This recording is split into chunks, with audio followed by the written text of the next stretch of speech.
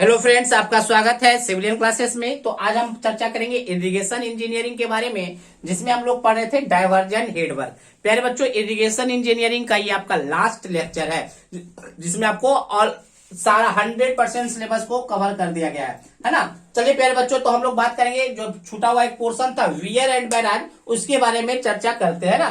तो चलिए wear and सबसे प्यारे बच्चों, सबसे पहला काम आपका क्या है? रिवीजन में रहना। आपका एग्जाम जो है 26 मार्च से स्टार्ट है ना, सॉरी 26 फरवरी से स्टार्ट है। तो आपको क्या करना है प्यारे बच्चों? अभी से रिवीजन में रहना है। और खासकर जो न्यूमेरिकल पेपर है प्यारे बच्चों, टॉस और स्टील, बार बार उसको रिवाइज करना है प्यारे बच्चों। ये नहीं कि 2-3 क्वेश्चन बनाए तो आपको लगा आपके अंदर से ओवर कॉन्फिडेंस आ गया कि अब इस चैप्टर का बन जाएगा। नहीं, आप उस चैप्टर से कम से कम, हम तो एटलीस्ट कहते हैं इच टॉपिक से, मतलब जैसे मान लीजिए कि आपका स्टील स्ट्रक्चर का टेंशन मेंबर है या कॉम्प्रेशन मेंबर है या बीम्स है, सारे में से आप एटलीस्ट कम से कम 7 से 8 क्वेश्चन पर टॉपिक आप बना जाइए अपने से। किताब को अब बिना क्योंकि सर जी किताब को देखकर बनाने वाला टाइम गया। अब आपको क्या करना है ना, बिना किताब को, सिर्फ किताब से क्वेश्चन देखना है और उसका आंसर मिलाना है। बाकी किताब को बंद करके हम 7 से 8 क्वेश्चन अपने मन से इस टॉपिक से बनाए।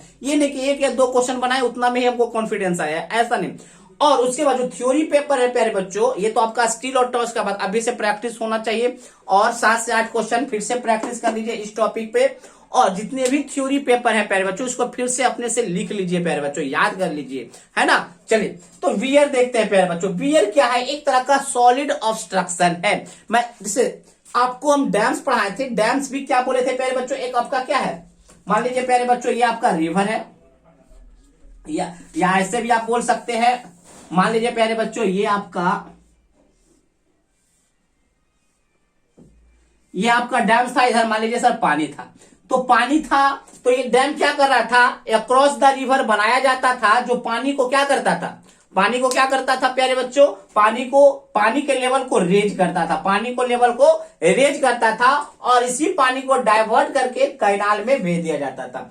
तो प्यारे बच्चों, वियर का सेम काम है। वियर भी एक तरह का मतलब डैम से भी क्या है, एक तरह का वियर ही है। डैम्स क्या है प्यारे बच्चों? एक तरह का वियर ही है। बट देखिए पहले वियर समझ लीजिए। Wear is a solid obstruction. Wear क्या है? एक सॉलिड ऑब्स्ट्रक्शन है पुट अक्रॉस द रिवर, जो रिवर के अक्रॉस बनाया जाता है, जो कि डैम्स भी बनाए जाते हैं टू रेज वाटर लेवल। किस लिए बनाया जाता है? वाटर लेवल को रेज करने के लिए, and divert the water into canal, and उस जो स्टोर वाटर है उसको, उस वाटर को डाइवर्ट करने के लिए कहा? कैनाल्स में। तो हमने क्या लिखा प्यारे? वियर एक सॉलिड ऑब्स्ट्रक्शन है जो रिवर के क्रॉस बनाया जाता है। किस लिए? तो वाटर लेवल को रेज करने के लिए, एंड वाटर को कैनाल में डाइवर्ट करने के लिए। बात समझ में? तो कहेगा सर आपको डैम्स, डैम्स जो है ना, समझिए वियर का ही टाइप्स है। डैम्स क्या है? वियर का ही टाइप्स है। एक्चुअली क्या है प्यारे बच्चों, वियर जो होता है ना, वो 2 प्रकार का। एक होता है स्टोरेज वियर, और एक होता है आपका डैम्स। वियर 2 प्रकार के होते हैं, एक होता है स्टोरेज वियर, एक होता है डैम्स। दोनों में अंतर यही है प्यारे बच्चों कि स्टोरेज वियर जो होता है उसका हाइट कम होता है। डैम्स का जो हाइट होता है, ये जो हाइट देख रहे हैं ना, ये जो आप हाइट देख रहे हैं ना, डैम का हाइट ज्यादा होता है, स्टोरेज वियर का हाइट कम होता है। बट और दूसरा, जब हाइट कम है तो पानी को भी कम स्टोर करेगा, ये पानी को ज्यादा स्टोर करेगा। बात समझ में आया? चलिए प्यारे बच्चों, नेक्स्ट है if water is store for a small period of short supply. प्यारे बच्चों, अगर कोई ऐसा वियर जो स्मॉल पीरियड के लिए पानी को क्या करता है? स्टोर करता है, स्मॉल पीरियड के लिए पानी को स्टोर करता है। दैट मीन्स क्या होगा? शॉर्ट सप्लाई करेगा। जितना कम हाइट होगा उतना ही कम क्या करेगा? पानी को स्टोर करेगा, उतना ही कम पानी को क्या करेगा? सप्लाई भी करेगा। तो वो वैसे वियर को कहा जाता है स्टोरेज वियर। क्या कहा जाता है? वैसा वियर जो कि कम टाइम्स के लिए, कम पीरियड के लिए स्टोर करता है और कम पानी को सप्लाई करता है, वो क्या कहलाता है? Storage wear. अब देखिए प्यारे बच्चों, हम लोग पढ़ेंगे स्टोरेज वियर और डैम में क्या डिफरेंस है। तो हाइट का डिफरेंस है, और ड्यूरेशन, मतलब कितना पानी को, कितना टाइम तक पानी को स्टोर कर पा रहा है। तो ड्यूरेशन और हाइट का डिफरेंस होता है स्टोरेज वियर में और डैम में। तो हमने क्या बोला था? Main difference between a storage wear and A dam is only in, यहाँ पे इज लगा दीजिए, is only in height and duration for which the water is supply या स्टोर। तो प्यारे बच्चों, हमने क्या बोला कि स्टोरेज वियर और डैम्स में डिफरेंस क्या है? ओनली इन हाइट में डिफरेंस है, and duration for which the supply is store, जो कितना देर तक पानी को स्टोर कर पाता है, कितना देर तक पानी को स्टोर कर पाता है, और हाइट ऑफ वियर में डिफरेंस होता है। नेक्स्ट आपका क्या है, a dam stores the supply for completely longer duration. Dams जो है ना स्टोरेज वियर के रिस्पेक्ट में ज्यादा, मतलब हमने क्या बोला, डैम्स जो है आपका स्टोरेज वियर के कंपेयर में ज्यादा देर तक पानी को स्टोर कर पाता है। ठीक है प्यारे बच्चों, तो वियर का डिफिनेशन आपको समझ में आ गया होगा। अब हम लोग पढ़ेंगे टाइप्स ऑफ वियर। फिर से सर, वियर क्या है? वियर एक सॉलिड ऑब्स्ट्रक्शन है जो रिवर के अक्रॉस बनाया जाता है पानी के वाटर लेवल को राइज करने के लिए और उस बढ़े हुए वाटर लेवल को कैनाल्स में डाइवर्ट करने के लिए। ठीक है ना। फिर हमने क्या बोला प्यारे बच्चों कि अगर कोई वियर पानी को कम ड्यूरेशन के लिए स्टोर करता है, स्मॉल पीरियड के लिए स्टोर करता है और कम ही पानी को सप्लाई कर पाता है कैनाल्स में, तो ऐसा वियर कहलाता है स्टोरेज वियर। फिर हमने क्या बोला, स्टोरेज वियर एंड डैम्स में यही डिफरेंस है कि हाइट का और ड्यूरेशन का, हाइट एंड ड्यूरेशन का। और हमने क्या बोला, डैम्स का जो ड्यूरेशन होता है कंपेयर टू स्टोरेज वियर वो ज्यादा होता है। ठीक है ना। तो चलिए पहले बच्चों वियर आप लोग नोट डाउन कर लीजिए, अब उसके बाद हम लोग पढ़ेंगे टाइप्स ऑफ वियर। ठीक है ना, चलिए नोट डाउन कीजिए।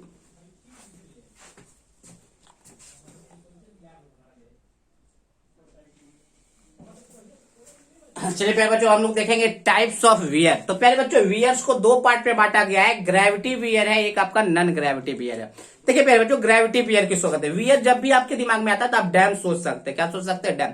तो प्यारे बच्चों हमने डैम से पढ़ाया था वेरियस टाइप्स ऑफ फोर्सेस, जिसमें एक फोर्स था अपलिफ्ट प्रेशर भी था और एक आपका वेट ऑफ कंक्रीट ब्लॉक, मतलब वेट ऑफ डैम मटेरियल भी था, है ना। तो प्यारे बच्चों अगर किसी अगर जो वियर माने डैम, अगर डैम का वो जो वेट होगा वो अपलिफ्ट प्रेशर से बैलेंस हो जा रहा है। हमने क्या बोला, अगर आपका वेट जो है वियर का वो आपके अपलिफ्ट प्रेशर से क्या हो जा रहा है, बैलेंस हो जा रहा है, तो वैसे वियर को कहते हैं ग्रेविटी वियर। पहले जो अपलिफ्ट प्रेशर क्या होता था, जो अपस्ट्रीम साइड में जो वाटर होता था वो सीप करके, मतलब पसीज कर डैम्स के नीचे चला जाता था, वो एक प्रेशर लगाता था जिसको हम लोग अपलिफ्ट प्रेशर कहते थे। सब पढ़ चुके थे हम लोग किसमें प्यारे बच्चों, डैम्स वाले चैप्टर में, है ना। और नॉन ग्रेविटी वियर्स किसको कहेंगे प्यारे बच्चों? नॉन ग्रेविटी वियर्स वैसा वियर्स है जिसका की वेट जो है अपलिफ्ट प्रेशर से बैलेंस नहीं होता है। बात समझ में आ गया, ग्रेविटी वियर और नॉन ग्रेविटी वियर। अब हम बात करेंगे प्यारे बच्चों वियर, जो ग्रेविटी वियर है उसको तीन पार्ट्स में और क्लासिफाइड कर दिया गया।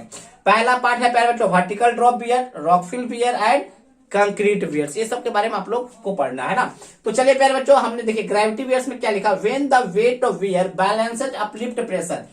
अब देखिए अपलिफ्ट प्रेशर किसके कारण होता था, uplift pressure called by the head of water seeping below wear, weir के नीचे जो पानी सीप करके चला जाता था उसी के कारण अपलिफ्ट प्रेशर होता था। तो अगर किसी वियर का वेट अपलिफ्ट प्रेशर से बैलेंस हो जा रहा है तो क्या कहलाएगा, ग्रेविटी वियर कहलाएगा। Next, when the weight of wear cannot balance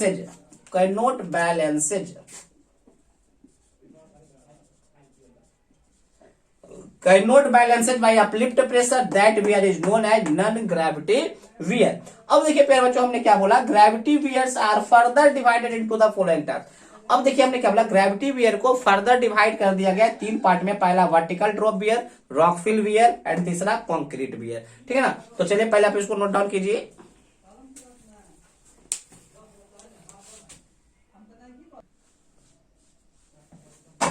तो चलिए प्यारे बच्चों हम लोग देखेंगे वर्टिकल ड्रॉप वियर। प्यारे बच्चों ऐसा वियर जो हॉरिजॉन्टल फ्लोर पे बनाया जाता है, याद रखिएगा वर्टिकल ड्रॉप वियर क्या होता है, वैसा वियर जो हॉरिजॉन्टल फ्लोर पे बनाया जाता है। देखिए ये मान लीजिए वियर है, इसका अपस्ट्रीम साइड ये है, डाउनस्ट्रीम साइड ये है। तो डाउनस्ट्रीम साइड में जो फेस होता है वो ऑलमोस्ट वर्टिकल होता है, या तो वर्टिकल होता है या तो नियरली वर्टिकल फेस होता है ना। एंड इसमें एक शटर्स प्रोवाइड किया जाता है, पहले ही हम बता चुके थे प्यारे बच्चों, जिसमें क्या कहता है शटर्स प्रोवाइड कर दिया जाता है वो आपका वियर कहला जाता है, और जिसमें शटर्स नहीं पाया जाता है, नहीं दिया जाता, वो आपका बैराज कहलाता है। पहले ही जब हम लेआउट जब पढ़ा रहे थे उसी समय आपको हम बताए थे। ठीक है प्यारे बच्चों, चलिए तो ये हो गया अपस्ट्रीम साइड, ये हो गया डाउनस्ट्रीम साइड। तो डाउनस्ट्रीम साइड में जो फेस होता है वियर का वो ऑलमोस्ट वर्टिकल या वर्टिकल होता है। ठीक है ना। अब देखिए ज्यादातर जो पानी जो स्टोर होता है वो वियर से हो जाता है। किससे हो जाता है, इसी वियर से, इसी वाल से हो जाता है। बट कुछ स्टोरेज इस शटर से भी स्टोर होता है, मतलब कुछ पानी यहाँ पे भी स्टोर होता है, बट मैक्सिमम पानी यहीं पे स्टोर हो जाता है। चलिए हम लोग देखते हैं this type of wear consist of horizontal floor. पहले बच्चों इस टाइप के जो वियर होते हैं वो बनाए जाते हैं हॉरिजॉन्टल फ्लोर पे एंड ए मैसोनरी क्रस्ट, और एक क्रस्ट बनाया जाता है, ये देखिए मैसोनरी क्रस्ट है ना, विथ वर्टिकल और nearly vertical down stream face. पहले बच्चों इस वियर का जो फेस होता है, डाउन स्ट्रीम जो फेस होता है वो वर्टिकल या नियरली वर्टिकल होता है ना। And shutters are provided at the crest. प्यारे बच्चों ये आपका क्रस्ट है, तो क्रस्ट के ऊपर ही आपको क्या प्रोवाइड किया जाता है, शटर्स प्रोवाइड किया जाता है। Next, most of storage is done by raised crust. प्यारे बच्चों मैक्सिमम जो पानी स्टोर होता है इसी रेज्ड क्रस्ट से हो जाता है। And some storage by shutters, और कुछ स्टोरेज पानी का कुछ स्टोरेज शटर्स के द्वारा होता है, जो कि कहां पे है, ओवर द क्रस्ट है। तो प्यारे बच्चों आपको वर्टिकल ड्रॉप बियर समझ में आ गया होगा। वर्टिकल ड्रॉप बियर ऐसा बियर है जो हॉरिजॉन्टल फ्लोर के ऊपर बनाया जाता है, और इसका जो डाउन स्ट्रीम साइड जो फेस होता है वो वर्टिकल और ऑलमोस्ट वर्टिकल होता है। फिर हमने क्या बोला, मैक्सिमम जो वाटर है ना इसी क्रस्ट वाल से क्या होता है, स्टोर होता है, और कुछ पानी या कुछ स्टोरेज आपके शटर्स के द्वारा स्टोर होता है, जो कि आपका क्रस्ट के ऊपर बनाया जाता है। तो ये हमारा था सर वर्टिकल ड्रॉप वियर, इसको नोट डाउन कर लीजिए।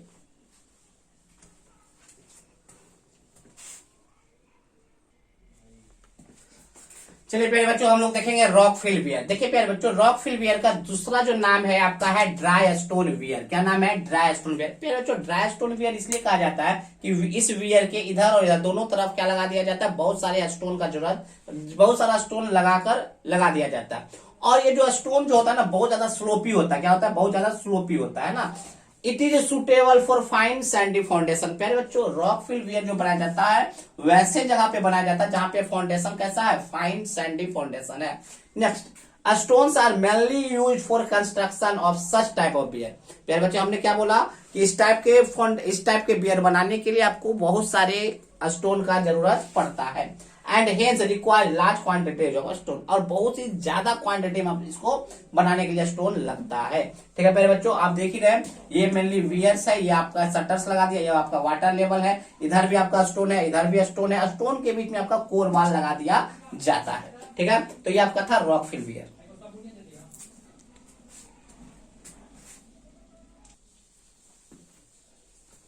तो देखिए प्यारे बच्चों अब हम लोग देखेंगे कंक्रीट बियर। प्यारे बच्चों ऐसा बियर जो कंक्रीट का बना हुआ होता है, और इस टाइप के जो बियर होते हैं ना परमिएबल फाउंडेशन पे यूज किया जाता है। परमिएबल फाउंडेशन करने का मतलब है जिसका ऐसे फाउंडेशन पे ऐसे सॉइल पे बनाया जाता है जिसका की परमेबिलिटी बहुत ही ज्यादा होता है। तो कंक्रीट बियर प्यारे बच्चों कंक्रीट का बनाया हुआ होता है, और वैसे जगह सुटेबल होता है जहां पे हमारा परमिएबल फाउंडेशन होता है। प्यारे बच्चों इसमें क्या होता है ना, अप स्ट्रीम फेस और डाउन स्ट्रीम फेस दोनों साइड में आपका सीड पाइल बनाया जाता है। क्या, सीड पाइल बना दिया जाता है।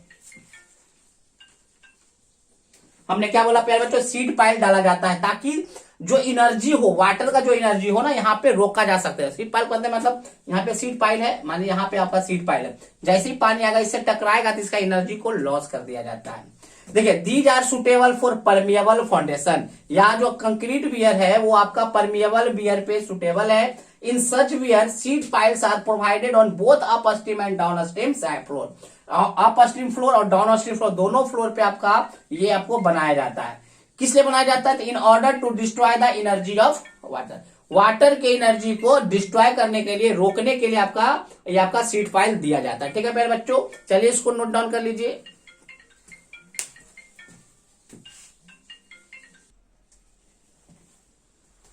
तो प्यारे बच्चों हम लोग पढ़ेंगे कंपोनेंट्स ऑफ वियर, है ना।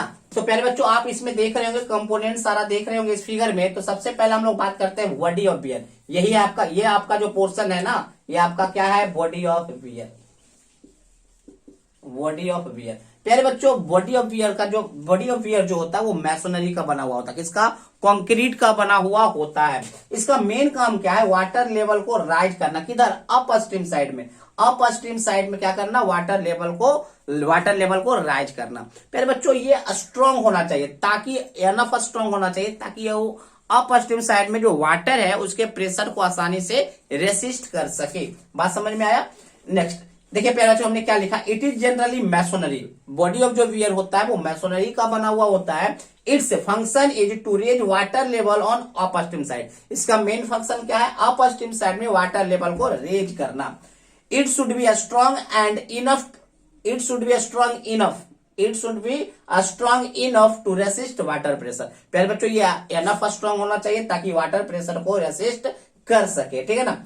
अब हम बात करेंगे प्यारे बच्चों अप स्ट्रीम एप्रॉन का। किसका बात करेंगे? जो देखिए ये जो आप देख रहे हैं ना, ये वाला पोर्शन, ये आपका है अप स्ट्रीम एप्रॉन, ये आपका है डाउन स्ट्रीम एप्रॉन, ठीक है ना। तो देखिए प्यारे बच्चों अप स्ट्रीम एप्रॉन क्या करता है ना, ये देखिए ये आपका अप स्ट्रीम साइड है, प्यारे इधर पानी है। तो अगर कोई फ्लड वगैरह आता है, फ्लड अगर आता है तो फ्लड जो आएगा हाई वेलोसिटी के साथ आएगा। अगर हाई वेलोसिटी के साथ आएगा तो रिवर को कोरोड कर देगा, गड्ढा कर देगा। तो उसी को रोकने के लिए, मतलब हमारा कोरोड ना हो जाए, गड्ढा ना हो जाए, वही उसी को रोकने के लिए क्या दिया जाता है? अप स्ट्रीम एप्रॉन दिया जाता है।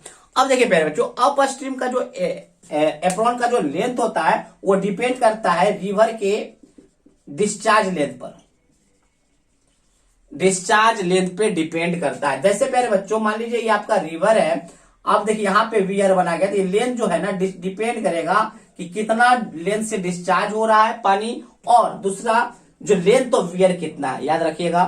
देखिए it protect VR during floods from eroding action. प्यारे बच्चों हमने क्या बोला? ये प्रोटेक्ट करता है, किसको प्रोटेक्ट करता है? मिट्टी को। किससे? इरोडिंग एक्शन से, जो कि फ्लड के दौरान आ जाता है। Its length depend upon the discharge of the river. River का जो डिस्चार्ज लेंथ है, जितना लेंथ से पानी को पास किया जा रहा है उसका लेंथ, और वियर के लेंथ पे डिपेंड करता है अपस्ट्रीम एप्रॉन का ये जो लेंथ है ना।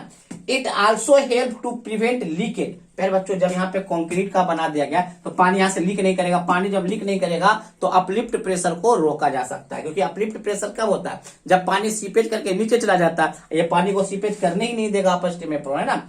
तो यही बात लिखा हुआ होगा, it also help to prevent leakage in subsoil. पानी को लीकेज करने से रोकता है सबसॉइल में। And it minimize the uplift water pressure if any exist. अगर कोई वाटर प्रेशर एग्जिस्ट करता भी है, अगर आपका कोई अपलिफ्ट प्रेशर एग्जिस्ट करता भी है तो मिनिमाइज कर देगा, कम से कम कर देगा। चलिए नोट डाउन कर लीजिए।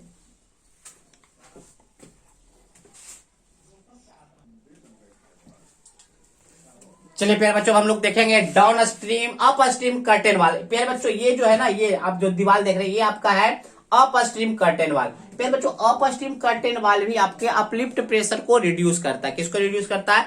अपलिफ्ट प्रेशर को रिड्यूस करता है। और इसका जो लेंथ होता है ना वो नेचर ऑफ सॉइल पे डिपेंड करता है। इसका जो लेंथ होगा वो नेचर ऑफ सॉइल, क्योंकि वो इसका लेंथ तब तक जाता है प्यारे बच्चों जब तक कि आपका हार्ड स्ट्रेटा नहीं आ जाता। तो हार्ड स्ट्रेटा आना नहीं आना वो तो नेचर ऑफ सॉइल पे डिपेंड करता है ना। तो यही बात लिखा हुआ है अप स्ट्रीम कर्टेन वॉल्स में। It provided to reduce the uplift pressure. इसको प्रोवाइड किया जाता है अपलिफ्ट प्रेशर को रिड्यूस करने के लिए। Its length is depend upon the nature of wall. Nature of wall पे डिपेंड करेगा। नेक्स्ट है आपका प्यारे बच्चों डाउन स्ट्रीम एप्रॉन। प्यारे बच्चों जो आपका काम था अप स्ट्रीम एप्रॉन का वही काम होगा डाउन स्ट्रीम एप्रॉन का। बस अंतर यही है प्यारे बच्चों कि अप स्ट्रीम साइड में, ये आपका डाउन स्ट्रीम साइड में। तो हम क्या बोलेंगे, अगर कोई वाटर यहाँ पे है, यहाँ पे कोई वाटर है, डाउन स्ट्रीम साइड में अगर कोई वाटर है तो उसकी काइनेटिक एनर्जी को कम कर देगा, जिससे कि इरोजन नहीं होगा सॉइल का, ठीक है ना। These are provided for destroying kinetic energy. अगर कोई यहाँ पे डाउन स्ट्रीम साइड में कोई वाटर है तो उसके काइनेटिक एनर्जी को डिस्ट्रॉय कर देगा, खत्म कर देगा। 10 prevent down stream side from erosion. और क्या प्रिवेंट कर देगा? डाउन स्ट्रीम साइड में इरोजन को कम कर देगा, ठीक है ना। नेक्स्ट है प्यारे बच्चों डाउन स्ट्रीम कर्टेन वॉल। क्या है? Down stream curtain wall. तो ये है आपका डाउन स्ट्रीम कर्टेन वॉल। हम बोलेंगे क्या, ये भी आपके अपलिफ्ट प्रेशर को ही रिड्यूस करने का काम करता है। चलिए इसको नोट डाउन कर लीजिए। अब हमारे पास बचा है क्रस्ट, एक शटर्स, ठीक है ना। इसको भी हम चर्चा करेंगे। चलिए पहले नोट डाउन कर लीजिए।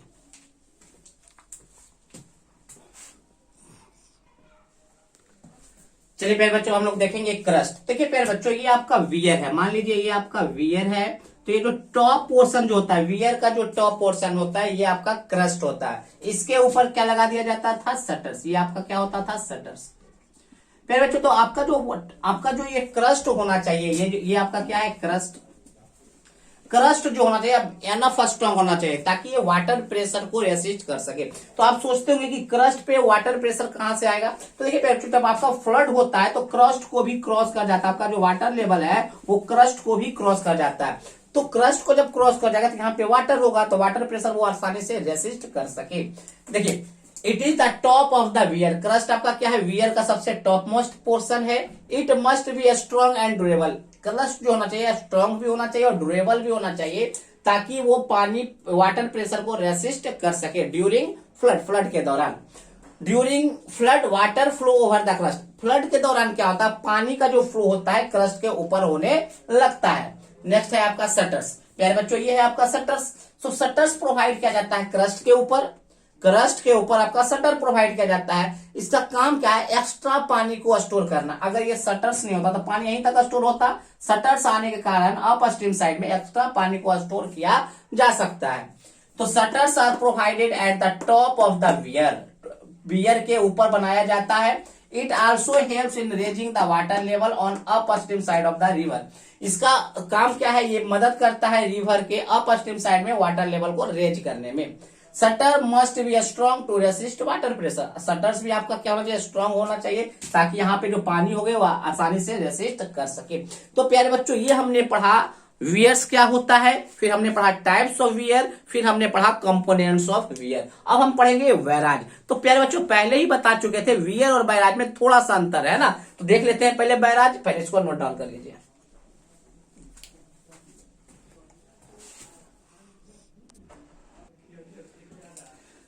चलिए प्यारे बच्चों हम लोग देखेंगे बैराज के बारे में। प्यारे बच्चों पहले भी बता चुके वियर और बैराज में बस इतना ही अंतर है कि बैराज में गेट्स होते हैं और वियर में आपका गेट्स नहीं होता है। वियर में आपका शटर्स होता है, वो भी क्रस्ट के ऊपर बनाया जाता है, लेकिन गेट्स वगैरह नहीं होता है। बट बैराज में बहुत सारे गेट्स होते हैं जिससे पानी के फ्लो को कंट्रोल किया जा सकता है। जितना पानी हमको अप स्ट्रीम साइड में क्या करना है, रोक कर रखना, स्टोर करना, उतना स्टोर करेगा, बाकी कुछ पानी को डाउन स्ट्रीम साइड में ट्रांसफर कर देगा। बात समझ में आया।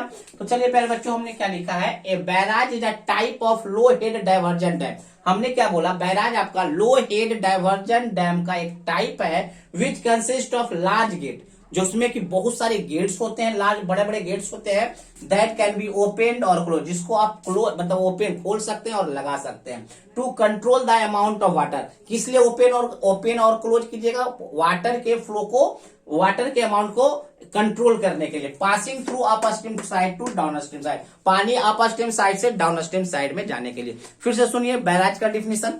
बैराज एक लो डाइवर्जन डैम्स का ही टाइप्स है जिसमें बहुत सारे बड़े बड़े गेट्स लगे हुए होते हैं। उस गेट से पानी के अमाउंट को कंट्रोल किया जाता है, कितना पानी हमको स्टोर करना और कितना पानी को पास करवाना है इस गेट के थ्रू, कहां, upstream side to downstream side. अगर हम कंपोनेंट्स ऑफ बैराज के बारे में बात करें तो द मेन कंपोनेंट्स आपका क्रस्ट वाल है और आपका गेट्स है। गेट्स का काम वही है कि पानी को क्या करना, कितने वाटर को आपको फ्लो करवाना अप स्ट्रीम से साइड में, ये आपका क्रस्ट वाला आपको पता ही है, जो कि हमने वियर में बताया था। तो ये हमारा हो गया बैराज। तो प्यारे बच्चों अब हमको लास्ट टॉपिक इसमें पढ़ना है, वियर एंड बैराज में क्या डिफरेंस है, और इसी को पढ़ने के बाद आपका क्या हो जाएगा, ये चैप्टर समाप्त, आपका चैप्टर भी समाप्त होगा और आपका इरिगेशन इंजीनियरिंग का पूरा सब्जेक्ट समाप्त होगा, और इस तरह से आपके पूरे 5th सेमेस्टर का सिलेबस भी आज एंड होगा। ठीक है ना। तो चलिए आप हमारा लास्ट टॉपिक पढ़ना है difference between wear and barrage. चलिए इसको नोट डाउन कर लीजिए।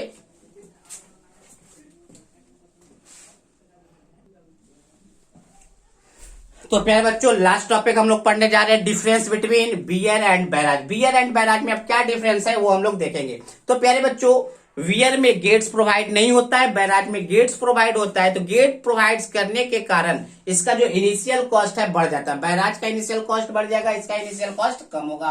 तो पहला डिफरेंस क्या है, initial cost of weir is low. Initial cost weir का कम है, जबकि initial cost of barrage is high due to the gate. ठीक है ना। नेक्स्ट देखिए प्यारे बच्चों, आपका वियर में शटर्स प्रोवाइड किया जाता है। शटर्स के कारण एक्स्ट्रा पानी जमा हो जाता है, स्टोर होता है, जिसको हम एफ्लक्स कहते हैं। तो एफ्लक्स बढ़ जाने के कारण यहाँ पे एरिया ऑफ सबमर्जेंस भी बढ़ जाता है। यहाँ पे शटर्स प्रोवाइड नहीं होने के कारण एरिया ऑफ सबमर्जेंस बढ़ जाता है।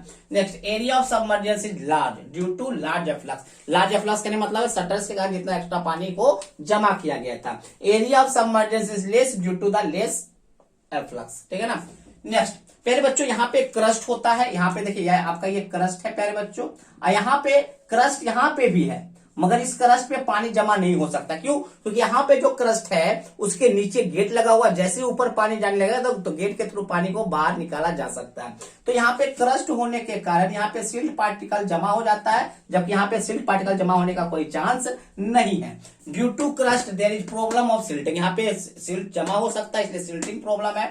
There is good control over silt entry into the canals, इसमें सर जी सिल्ट को कंट्रोल किया जा सकता है कैनाल्स के अंदर जाने से, क्योंकि यहाँ पे सर जी क्या नहीं है, यहाँ पे गेट लगा हुआ है, तो गेट के थ्रू डाउन स्ट्रीम में बाहर कर सकते हैं। Next, the control over the flood is not possible. पहले बच्चों यहाँ पे कोई गेट्स वगैरह नहीं है, इसलिए यहाँ पे फ्लड का जो वाटर आएगा वो गेट क्रस्ट के ऊपर से जाने लगेगा। बट यहाँ पे क्या है, बैराज में गेट्स है, तो फ्लड के वाटर मतलब फ्लड के दौरान हम क्या करेंगे, बैराज के गेट को ओपन कर लेंगे ताकि आप फ्लड को कंट्रोल कर सकते हैं। दैट मीन्स बैराज में आप फ्लड के वाटर को कंट्रोल कर सकते हैं, लेकिन वियर में नहीं। The control over the flood is not possible, weir में पॉसिबल नहीं है। There is good control over flood situation, flood situation में इसको आराम से कंट्रोल किया जा सकता है।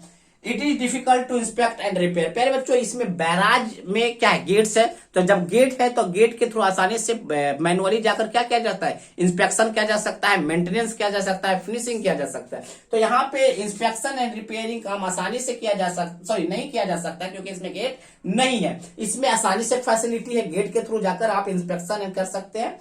These provides better facility for inspection and repair of various structure। तो प्यारे बच्चों जितने भी बैरेज में जितने भी कंपोनेंट्स हैं, जितने भी स्ट्रक्चर, उसको आसानी से किया जा सकता है, inspection and repair. Next, roadway is not possible across the river. प्यारे बच्चों हमको पता है कि वियर के केस में फ्लड को कंट्रोल नहीं किया जा सकता, अगर उसके अक्रॉस हम कोई रोड बनाते हैं तो रोड भी उसमें डूब जाने का चांसेस होता है, इसीलिए roadway is not possible across the wear, और यहाँ पे रोडवे पॉसिबल होगा अक्रॉस द रिवर। ठीक है प्यारे बच्चों, तो ये हमारा था wear and barrage. That means unit number 7 पूरी तरीके से आपका समाप्त हो गया। यूनिट नंबर 7 आपका पूरी तरीके से समाप्त हो गया। पहले आप इसको नोट डाउन कर लीजिए।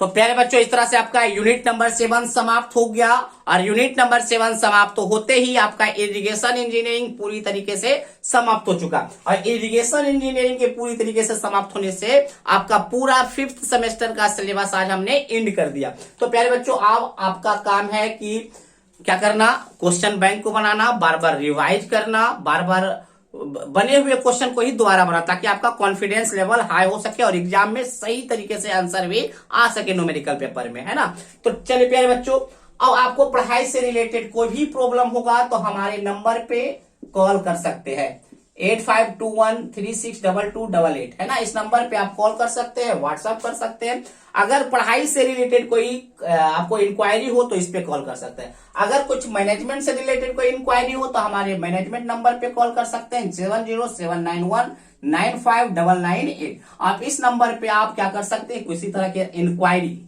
है ना, कोई डाउट है बैच से रिलेटेड, तो और अगर आपसे पढ़ाई से रिलेटेड है तो आप इस पे आप कर सकते हैं, जो कि ये मेरा नंबर है, पर्सनल नंबर। इस पे आप मैसेज भी कर सकते हैं, इस पे आप कॉल भी कर सकते हैं। ठीक है प्यारे बच्चों, तो ये था, इस तरह से हमारा आज 5th सेमेस्टर का सिलेबस समाप्त होता है। तो अब हम आप लोग को स्वागत करेंगे 6th सेमेस्टर के लिए, है ना, 6th सेमेस्टर। तो आप लोग प्यारे बच्चों आसानी से जाकर एग्जाम को क्रैक कीजिए, अच्छे नंबर को, अच्छा नंबर आप लोग क्या कीजिए, लाइए 5th सेमेस्टर में। अगर किसी भी तरह का प्रॉब्लम होता है तो आप इस नंबर पे कॉल कर सकते हैं, ठीक है ना। और एक चीज और प्यारे बच्चों, 6th सेमेस्टर में आपका बहुत ही इंपॉर्टेंट टॉपिक है, बहुत ही इंपॉर्टेंट सब्जेक्ट है, तो उसको हम लोग आसानी से हम अपने आने वाले बैच में कवर करेंगे, ठीक है ना। तो चलिए आज के लिए बस इतना ही। पहले आप 5th सेमेस्टर को आसानी से क्या कीजिए, प्रिपेयर कीजिए, आसानी से उसको हैंडल कीजिए सब्जेक्ट को, और एग्जाम तक ले जाने का प्रयास कीजिए, ठीक है ना, ताकि आपका अच्छे से अच्छे मार्क्स आ सके। ठीक है प्यारे बच्चों, तो चलिए थैंक यू, आज के लिए बस इतना ही।